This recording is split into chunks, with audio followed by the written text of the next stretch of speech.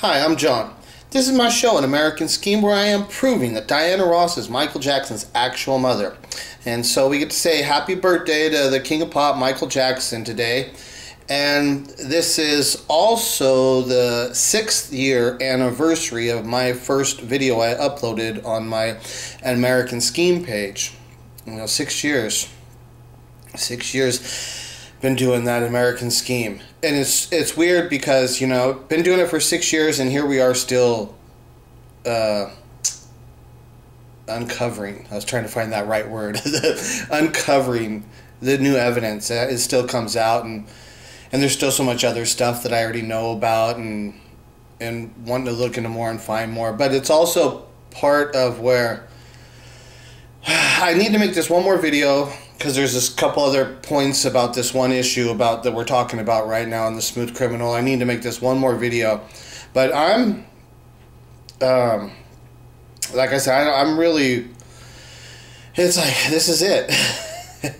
This is it, because I'm thinking like, my football season's coming up, and a big thing with me is my smoking weed stuff, right? And so I'm always like, okay, am I going to smoke weed, or, because I know that what happens is as soon as I start smoking, and then what it turns into where I'm smoking all day, I know how much it is that I'm smoking, and it's like the point in my life where I'm old enough where it's like, I don't really like, I like feeling high though so much that I do it, but there's other things that come with it that I don't really like, being like that full-time smoker.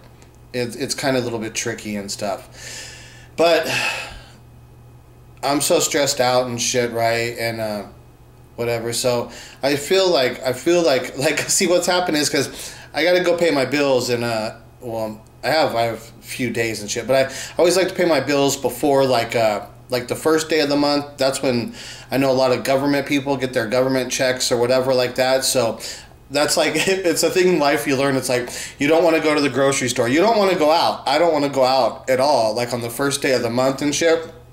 And then also probably like the second day, because there's so many people. So there's probably a lot of those people that wait till the second day. So like those first couple days of the month, I don't even want to go out. I don't want to go anywhere. So what I always try and do is I always try and go into town, get my bills paid, the bills that I pay in person.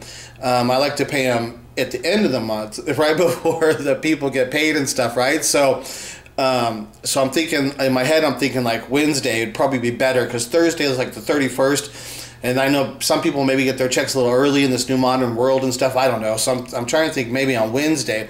And so if I go out Wednesday and pay my bills, because in my head I'm thinking, okay, well, when I go pay my bills, I'm gonna be driving by the weed shop too, right? And then after I pay my bills, now my bills are officially paid. Now I know exactly how much extra money I have. And it's like, well, I know I have enough to stop by the weed shop and pick up an ounce of weed, because I'm thinking, well, I can get an ounce, and that's going to cover me, through the start of the football season and stuff. That'll last me for a while right now, because I've been sober for a little bit. So I'm thinking, okay, this is probably a good time. I could go pick up an ounce, and that'll last me long enough, and so it's just, so I'm thinking. And then if I start smoking weed, the thing is, when I start smoking weed, my extra time is all spent on just relaxing, getting high, relaxing, and listening to music, and I'm just like I shut out, because that's what's happened the last few times that I went on my weed binges.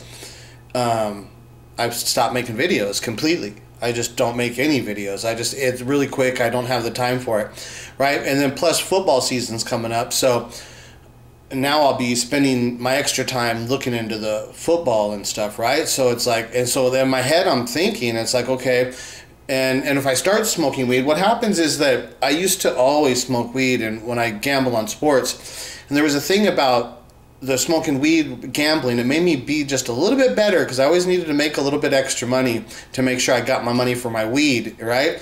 And so I'm kind of thinking that way. It's like that's what's probably going to happen.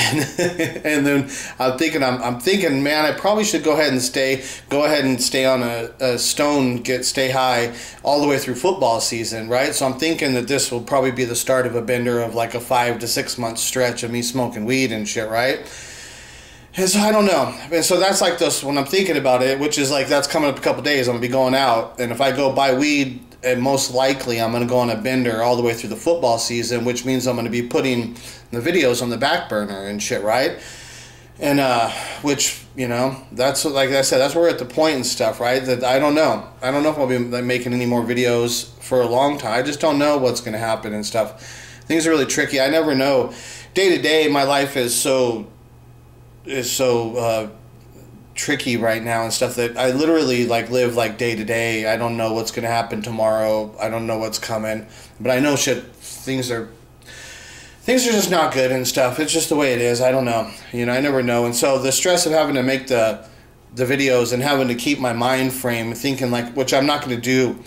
I'm not gonna do that this year. My mind frame is gonna be back set into football and gambling on football, and so I already know that that's going to be my priority, you know, because I'm so satisfied with now I'm not satisfied with like the quality of the videos and all the information. I'm not totally satisfied because I'm not an editor and stuff. I haven't done a lot of stuff, but I'm super satisfied with the quality of the information of what I have found, what people have helped me with and stuff. And the videos they're good enough. They're entertaining if you can just listen, if you're capable of actually listening to the information. If you could, some people, they want things to be fast-paced. I understand the way the modern world is and stuff, right? And so I don't make videos like that. I try to make videos that are more relaxing, that you can kind of walk around, you can put a video on, and you can like make your bed and shit, right? Or you could be doing some stuff. You could be having it on while you're cleaning your bathroom and stuff, right? And then when there's a part of the video that you need to watch, then it's like, okay, then you just come over and watch that little part. Then you can go back to where you're working while I'm just listening. So I kind of make videos like that, right? That's my idea of how I do it. But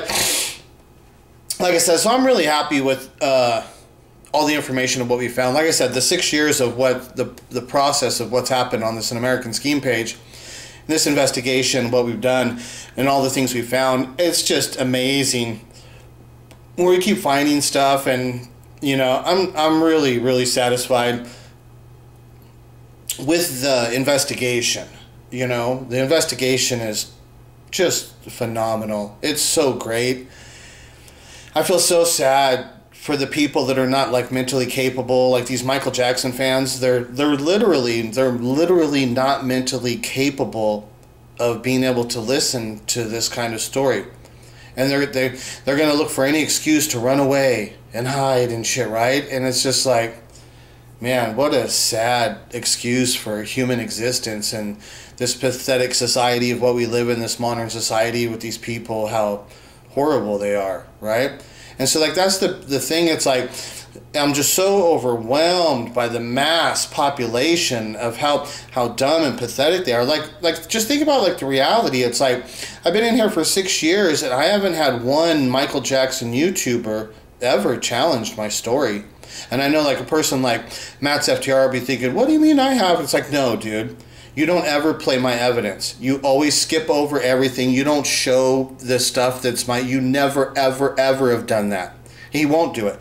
I've seen him in videos the way he does, and he always makes sure that when I'm going to show the real evidence, he always makes sure he skips over that. And it's like, wow, what a pathetic display, you know? What a like poor excuse for a human being. Just like these people are just like the lowest quality of human existence, right? And then the fact that they call themselves Michael Jackson fans, and I constantly am saying, no, those people are not Michael Jackson fans. Those are people whose personal life is so pathetic and horrible, their whole existence, that they have to cling on to Michael Jackson's greatness. And then they're so pathetic themselves that they think by clinging on and latching on to Michael's greatness, they think that makes them, it validates their life. And it's like, it does not. You guys are pathetic, disgusting fucking excuses for human beings, right? So like I was saying, none of the Michael Jackson fan ever, there's two things they couldn't do. They couldn't watch my videos and have a conversation, and they sure as hell couldn't debunk anything of what I was doing, right? It's like, what kind of horrible, pathetic people are they? And it's like, if my story was wrong and stuff, it would be so easy to shut me the fuck up, right? It would be so easy to just show, look at, this is the actual evidence, which they don't do. And they pick and choose little parts and stuff, and it's like, dude, you're lying to yourself, you're lying to the people that try and talk bad about me, and it's like, God, they're horrible liars. They're just horrible, horrible human beings. Like, what disgusting, pathetic. And like I always say, that's the real reason Michael Jackson killed himself, is because his fans were so fucking pathetic. Because that was the thing. It's like, Michael Jackson had to deal, he had no choice of dealing with the fact that he was abandoned as a child. He had no choice dealing with the fact that the Jacksons raised him and stuff. He didn't have any choice of that. He had no choice when he got to Motown and then Diana Ross told him the truth, and then but she told him he's got to stay with the Jacksons. He had no choice over any of that stuff, right? But the one thing he did have a choice is that when he started to really perform his solo songs and write his music and come into his own as a real legendary artist, like what a talent, man. And but his talent was so great that the fans and even the artists and the people, nobody understood it. And he just over and over and over, he put it into his music. And he just shoved it right down our throats and put it right in our faces constantly, over and over. There was this one theme that was constantly like taking place within his music and his art. There was a prevalent theme, which is what you'll find in most artists, the great artists throughout history. You'll see that there is a theme, that they have a style. There's a certain style. And so Michael's had that style that created this theme of his art was based around him being an abandoned child, and the true story of what he was actually dealing with. It's one of those things that's like, when you're an artist and something works, because there's a thing too that you got to find what people are attracted to. Because Michael could make a song, but if nobody listened to it, if it didn't get a good response, then as an artist he would have changed his style. He would have adjusted to try and find something else, to find something that the public did appreciate and catch on to and stuff that they liked. But he found it quick. He found it quick with his story, like, with like Billie Jean. Right out the gate, boom, the people were attracted to this, and he was telling you his story, and boom, the people responded to it. Like Billie Jean Beat It, those two songs right off the bat. It's like basically the whole Bad album. It's like so much of the Bad album is about, so that's what I'm saying. It worked. He tried it, it worked, and then boom, on the Bad album, he really, there was a lot of it, and it continued. It continued a lot. He kept doing it and kept doing it. That was his style, but the style is based upon him making the art and the stories about his real life situation. That was his thing. He found out it worked and he kept doing it, right? But then, that's why I say with the fans, but the fans never understood it. And Michael had to go through all that time performing all this great work and have all this admiration from the fans, while inside his internal pain is knowing that they don't understand it, right? And so he has to kill himself because Michael Jackson, see, like right now, Michael Jackson, if Michael Jackson was a Jackson, and what I think what would happen is like maybe still, well, see, now everything would be different. There's just no doubt everything would be different. But let's go ahead and pick up little pieces that, we would like to highlight and say that if that had happened and stuff, right? But the whole thing would be different. Everything would be different. If he doesn't have that life experience, like I said, there's songs like Billie Jean and Beat It and Smooth Criminal, these songs, they never exist because those songs are about him being abandoned as a child with his real parents, which if he doesn't live that life experience, then none of these songs exist. That's the kind of thing where Michael could appreciate what did happen to him, because he can understand that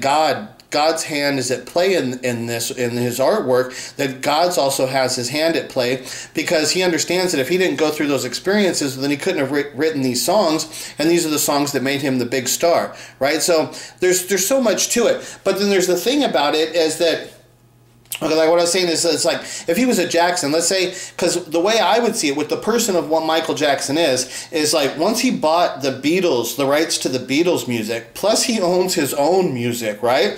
Just think about the reality of the world right now. What if you owned the Beatles catalog and the Michael Jackson catalog? Like, god damn, like holy shit, really?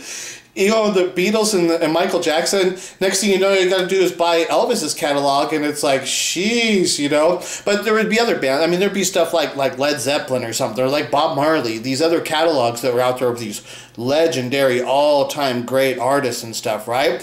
Which Michael could have picked up, kept picking them up, which then Michael then could have turned in, like, this time in his life, Michael should be he should be the record company. You know, he could have went back and bought Motown, right? See, then there's the Motown music catalog that's still owned by Berry Gordy and stuff, right? But maybe there could have come a time where Michael then, if Berry Gordy was going to sell it to anybody, maybe he would have sold it to Michael, because Michael had become such this big, like, record company owner. Maybe he went back and actually bought Motown. See, because Motown got sold. A lot of people don't understand that when Berry Gordy sold Motown, he didn't sell the songs. He just sold the company Motown, right? So Motown did get sold, right? Berry Gordy doesn't own Motown anymore. But Berry Gordy owns all the songs. That's the publishing company. It's called Joe Bett Publishing Company. That's where all the songs are at. So Berry Gordy still owns all the songs, right? See, things are tricky, you know, how things actually work and stuff. But, you know, Motown did get sold, and right around the time where Michael in his life, if he didn't have the problem with being the abandoned child and having that desire to have this childlike lifestyle, which he did with the Neverland Ranch, if Michael didn't put the money into Neverland Ranch, then he could have put the money into what he should have been doing, is building his own record company. And then maybe he could have bought Motown. Maybe that would have been so awesome. Like, there's this thing, like, right now is that, like, Snoop Dogg has bought Death Row Records. So now, because you go, like, Death Row Records just went through so much stuff, but now Snoop Dogg is really rich. Snoop Dogg has went back and bought Death Row. You know, Snoop Dogg owns Death Row Records now, right? So that's the kind of thing, it's like where Michael could have went back and bought Motown and kept Motown as this legendary company. And what artist would not have wanted to be signed to Motown, which is now owned by Michael Jackson, who owns the Beatles catalog, plus, so now it's like Motown now would have the Michael Jackson catalog plus the Beatles catalog, you know, to have this constant revenue of cash coming in, because if you're selling that stuff to commercials, they can make a lot of money off of commercials with the Beatles, especially with the worldwide, you know. There's so much money there that can be made, like that's what Sony's doing and shit, right? Sony's doing that shit. Sony knows how to do that. That's why Michael hooked up with them, because that was their business. They knew exactly how to do that. But Michael could have become powerful enough if he doesn't get into the Neverland Ranch stuff, if he takes that time and the effort of what he did with Neverland and put that into the business of, like, being the record company owner. Like, he could have carried on the name of Motown, right? If he was a Jackson and if he didn't have that damage, that's the path of where I would have seen that Michael Jackson's life should have went on that path. And right now, Michael Jackson should be alive. He should be the owner of this huge record company. That's the real, like, story of who Michael Jackson should have been married with all these kids. Maybe we would be seeing Michael Jackson's kids being big record star. I mean, I know Paris Jackson's doing some stuff, right? But it's not like how it would be. Michael should have had this big family with all these kids, and somewhere in there should be a big star, right? There should be this big star coming out of his family and stuff, right? You know, but, you know, things just didn't work out that way, because there was this other thing that was taking place with Michael. And in that other story, which is that alternative version, the story of what I'm telling, my story says that Michael got to the point where he realized, as being the artist of what he was and with the story that he left behind, he realizes that the only way, because now it's all about having somebody discover the truth. Without somebody discovering the truth, Michael can't ever be satisfied with his art. Right? Somebody has to, and he can't tell the people. There's the thing, he can't do it, they won't do it, which is the issue right now with what Smokey Robinson and Diana Ross are dealing with now.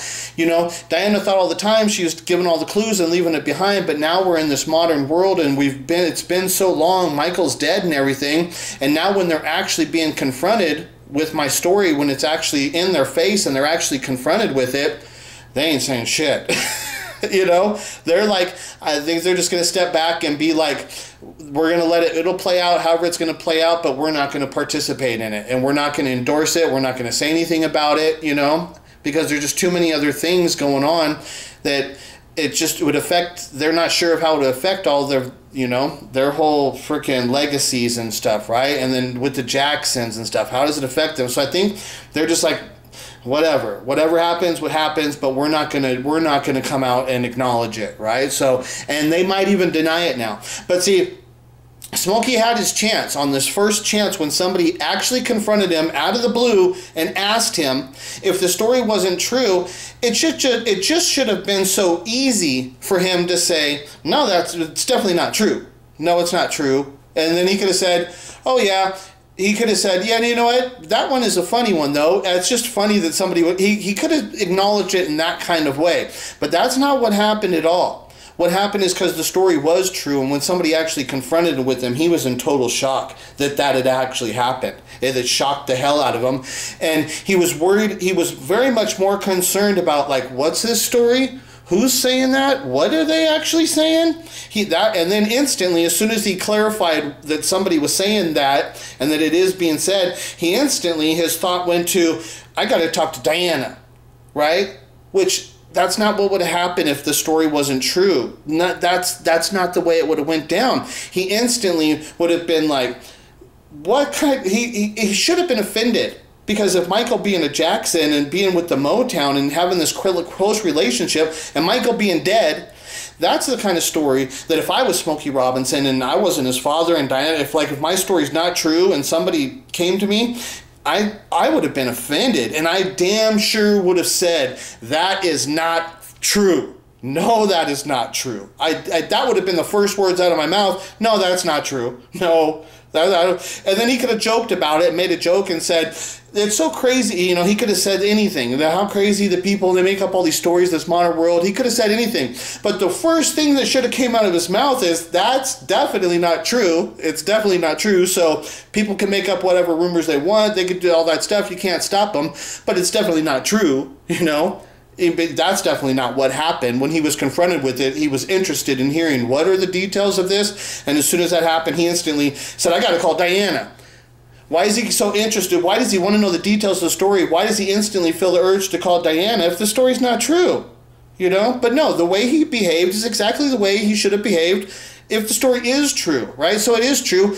And so now till we get the point, if Diana gets asked or Smokey gets asked and then they deny it, well, they had their chance to deny it. He did not deny it. And now we know that he has told Diana that they've talked about it and they've thought about it. So now they're more prepared to handle the situation if somebody asks them, and they might be at the point where now at this point they might be ready to deny it, right? But they did not deny it when he first had his chance, which so now any kind of denial doesn't matter anymore, right? The story's true. We're going to keep going on. We know it's true, and anything they say does not matter anymore because they're not credible. They're not credible anymore. That's the way it goes. Okay, so the other part of what I was saying is that Michael Jackson, when he dies, the reason he kills himself is because he understands as an artist that he has to die. That it's like a movie. It's like the movie's got to have an ending, right? And in this movie, the hero dies, right? You've got to have this kind of situation occur to make the story big.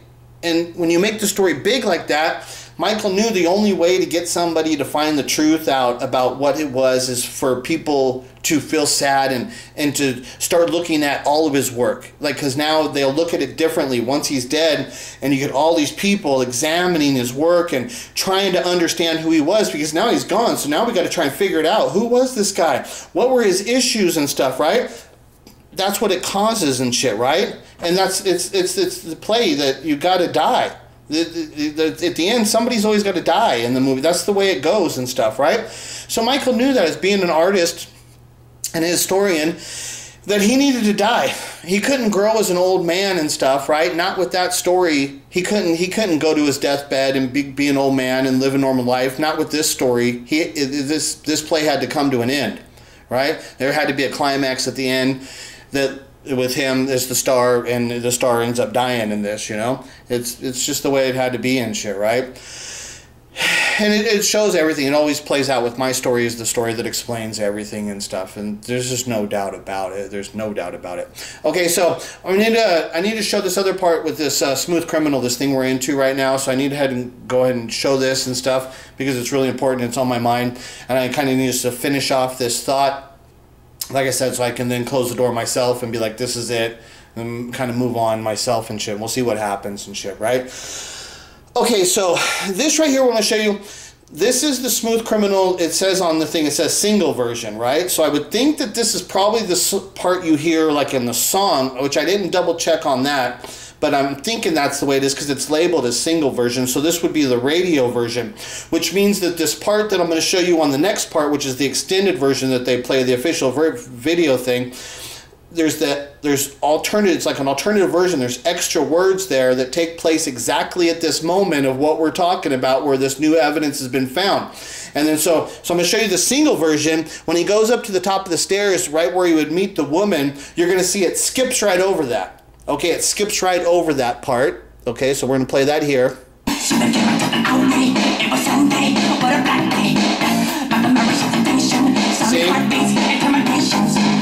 And then the sounding heartbeats, intimidations, what I say in that song is that's the part. It's like, because now she's pregnant, and that's where the sounding heartbeats and the intimidation starts, right? So that's the part of the song that does play right at that part too, right? So the words of the song that happen right at that moment are important, but what I'm going to show you is that on the next version, as you saw, when he went up to the thing, there was no stoppage there. They skipped right over it and he went right by it, right? But now I'm going to show you that on the other version, this one, this is what's called this, it's Michael Jackson Smooth Criminal official video. This is the 9-minute version, right? Where he stops here, and then this is where the evidence is found that we've been talking about this thing. But there's also the words. There's also alternative words to the song on this part, right? Which that's what I'm going to show you. But where it shows you that the subtitle stuff, the words at the bottom, they seem to be off. They seem to be off behind a few seconds. So what he's saying when he goes up here, I'm going to have to play it after that to actually, so we can hear the actual words, right? Because it is actually off there a little bit. So it's going to play this here. Listen to the words, what he says right here on this part, because you'll see that it's off. These are different words. This is a different part of the song. So let's listen. Every time I thought to find him, he's leaving no clues, they're behind him.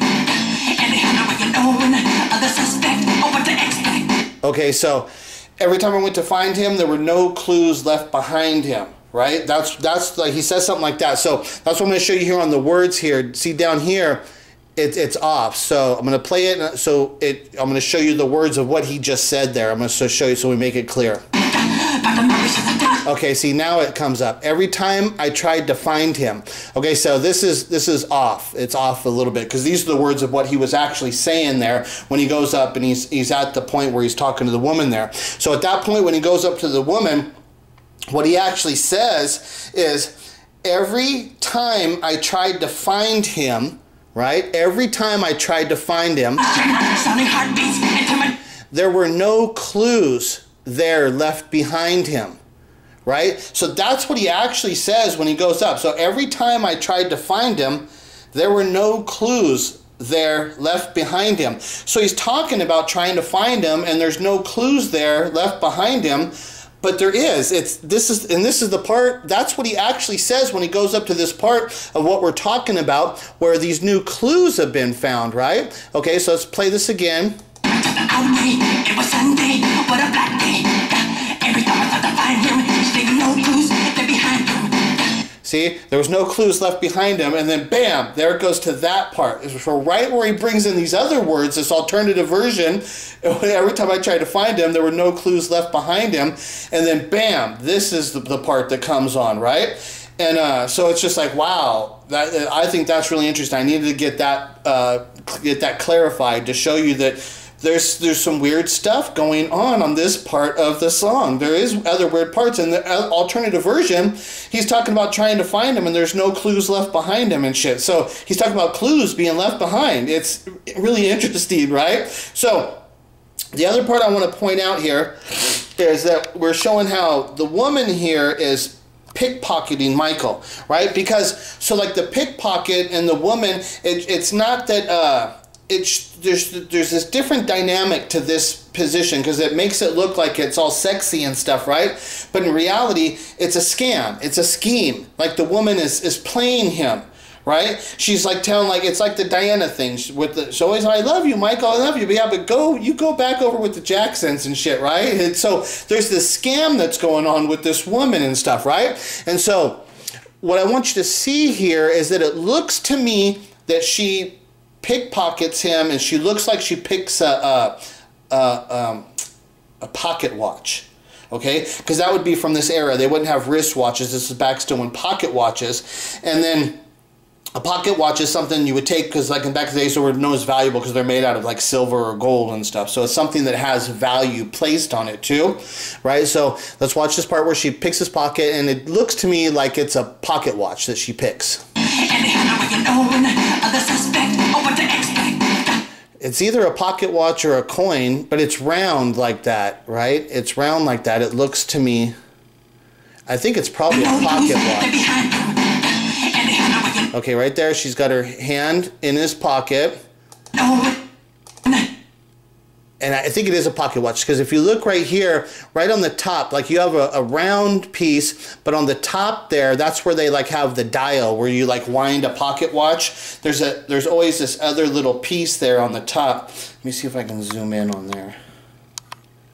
See how there's that other little piece there on the top? That, I'm pretty sure it's a pocket watch, because a coin wouldn't have that, right? A coin would just be round.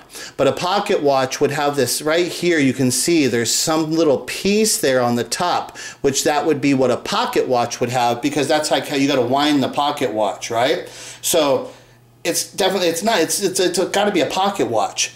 It's a pocket watch, right? That's what she's pulling out of his pocket. It's got, because it wouldn't be a coin, because it's got that extra little piece right there, right? And I don't think you can see it any clearer. Let me see if I can go quick. You can't really see it there.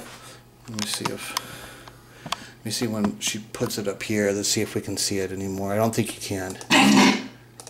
See, you can't really see it. It's so, you know, can't really see it there. So, okay, but she picks his pocket, and I'm pretty sure it's a pocket watch. Okay, and the reason I'm going to show you why it's important that it's a pocket watch is because, okay, so the comment here from Jim, he says, I wonder if the pickpocketing has to do with I gave her money, I gave her time, okay? So the pocket watch, that's why I think the pocket watch, because that's resembling of Diana Ross, the woman there. And so, and it also in these other songs that I had mentioned that there's other things about the pocket watch, the pickpocketing with that woman. I was mentioning in the other videos that there's more to that. I just wasn't going to bring it up and stuff, right? But then Jim made this comment, and it's like, well, he covers everything of what I want to show in this comment. Just this little comment kind of conveys the message. And so without me having to go to the songs and playing all the songs, I could just play, I show you this one little comment, and that kind of shows you what we're talking about, right? So he says, I gave her money, I gave her time, which is a line in both Who Is It and Dangerous.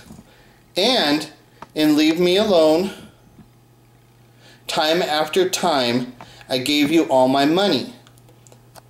Right? So see how she's pickpocketing him with something that has to have value, that's a money thing, but it being a pocket watch symbolizes the time, where he's talking about the time after time. And the same thing, I gave you money, I gave you my time, right? So when the woman pickpockets him, and it being a pocket watch, to me that perfectly symbolizes, it connects to those parts of the song, showing that those songs are also about Diana Ross, and that this is reminiscent or whatever it's of Diana Ross, and that's why she pickpockets the pocket watch from him, because that's linking up with the other songs where he's using Diana Ross, where he's explaining, like I said, it's so many of his songs where he's talking about these things, and those are words that he uses in the song, but he's talking about his relationship with Diana Ross, right? So those parts of those songs that I've been saying that they relate to the Diana Ross story, because Jim knows all the, he knows the story as well as anybody out there and stuff, right?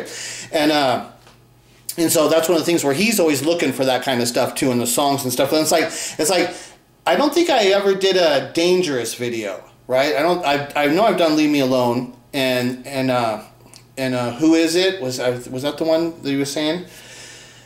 I think the Who Is It? I think I've done a Who Is It explanation video and stuff. I don't think I ever did Dangerous, right? But those lines are in those songs and stuff, right? Which I already know that some of those songs are about the Diana Ross story for sure. And so then to relate it to this moment, look at in this little piece of the moment of this piece of the video, look at how much occurred, because now we know that Smokin' Joe Frazier on the wall, we know that there's alternative lyrics at this point where he's talking about looking and can't find him and looking for the clues left behind him, and then the woman who's got the appearance of the Diana Ross is pickpocketing a pocket watch. Look at how much took place in that little piece of the moment of the song, which didn't exist in the single version. So like the video that they would have been playing like on MTV and stuff, this didn't even exist in that. So this was another thing. You had to go to a deeper level of watching more of the Michael and more of the stuff before you even got this, because it's one of those things that he wanted it, probably he didn't want it in their face. It's like one of those things, it's like Michael had to be a little bit intimidated by like, man, I'm showing these people too much. You know, I can't show them everything and stuff. So some of it is where he's got to hide it and put it aside and wait for the right person or the real fans and stuff. And that's what I think I said, as he kept doing that stuff, where the fans were the people that were searching, but they never found this stuff. You know, they never found it. There's just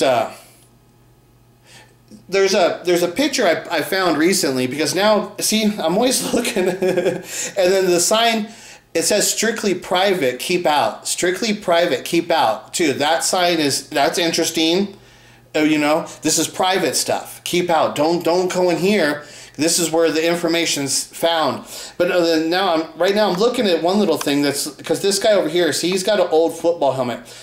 See, that football too, that's really old. Like I said, this video probably takes place in the 30s, which that helmet would be more fitting of that period of time. Which I said, this photo of Joe Frazier, we know now took place in 1964. It's out of place. It doesn't fit the right date and stuff of what that photo with that old helmet and stuff, right? But I had found a picture. I had made a video on my other page and stuff about Smokey Robinson played football, high school football, right? So there's kind of an interesting thing with the football player there. And then those guys, I wonder what those guys look like, track guys, I guess. Yeah, but so it's interesting and stuff, right? All this stuff that's here, strictly private, keep out. There's a lot going on in this part, but I needed to make it clear that between the two videos that it wasn't this moment right here that occurs doesn't happen in the shortened version, and the words are alternative words, and the pickpocketing definitely lines up with the lines that Michael was using in these songs, where I've already said and I've identified that he's talking about Diana Ross in the story in those other songs. And then when you see what she's actually doing, that lines up exactly. That was actually like in the Leave Me Alone. I remember when it said, I give you all my money, I remember that confused me, that I wasn't sure exactly what that means and stuff, right?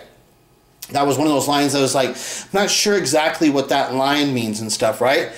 But with him tying it to this part, you know, and to show that, like I said, that it's like her schemes and plans, right? Her schemes and plans, right? It shows that this woman has this devious nature about her, where she's always looking out for herself first. Maybe that's what it means and stuff, right? It's that she's always looking out for her own best interest, right? Even when she's being all sweet and nice and stuff, in reality it's showing the true nature of her, that she's scheming and planning, and she's always looking out for her best interest, you know, and Michael's feeling taken advantage of. That could mean some stuff like that, right? Okay, so I just wanted to get this video out, and you guys have a good day, and we'll see you when we see you and shit, right? I'll talk to you later. Bye.